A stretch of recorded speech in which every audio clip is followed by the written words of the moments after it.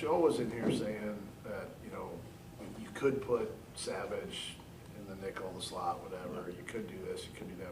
Do you think that would help Darnell? I mean, I thought, you know, he would make plays for you, and it just doesn't seem like he has quite made as many as. Yeah, we're early in the season still. I talked to you guys in the spring about that. Can he play that position? Absolutely, he can play that position. I feel good with where we're at right now. He's a heck of a safety, and I've got confidence in him. There's no panic from my end. So.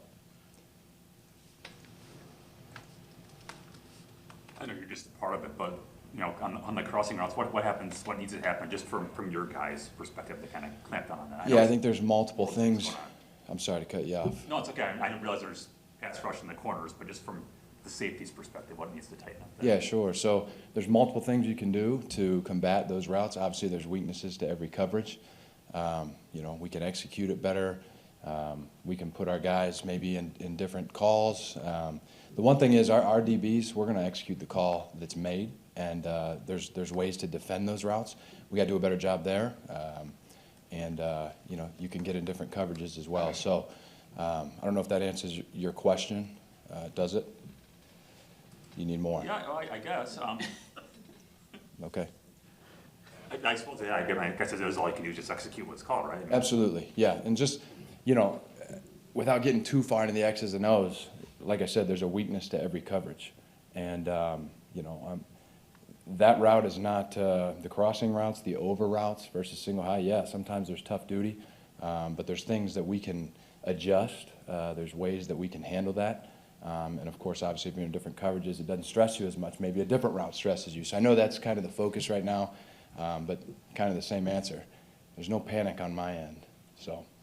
Ryan, what about Rudy elevated him to kind of the number 3 and the guy who stepped in for Smash? When, you know, he's the guy who sort of arrived the latest, but he was the guy you called on.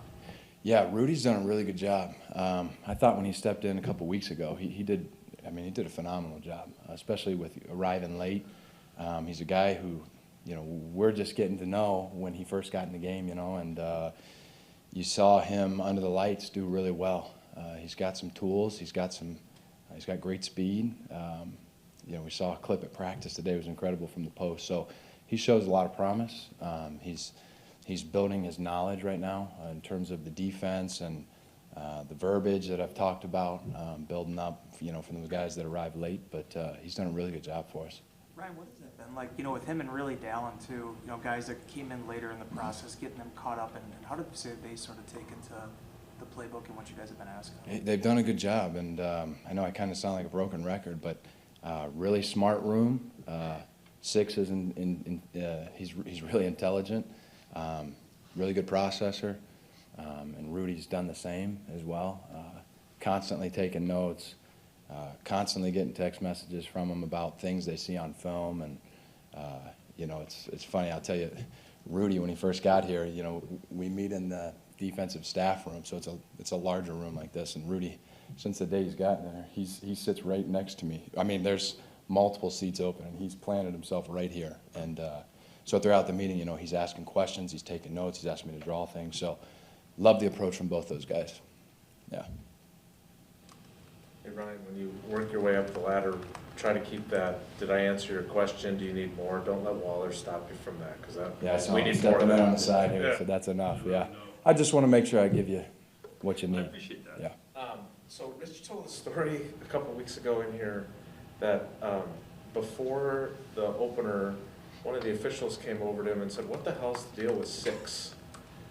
Talking about Dallin on the field. I'm wondering, he's in your room, obviously, you've gotten to know him a bunch. I mean, the guy's no joke when he's running down on kickoffs and whatever else. What has your experience been like with him, and what kind of guy is he to coach?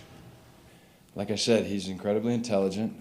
It's funny you bring that up. I just talked about that on the phone last night. I don't get to see a lot of the special team snaps and the offensive snaps during the game because we're on the stills and talking back and forth. But I don't know what goes through his mind when he runs down on kickoff. I know that I've watched him a couple times. He's the first guy down there.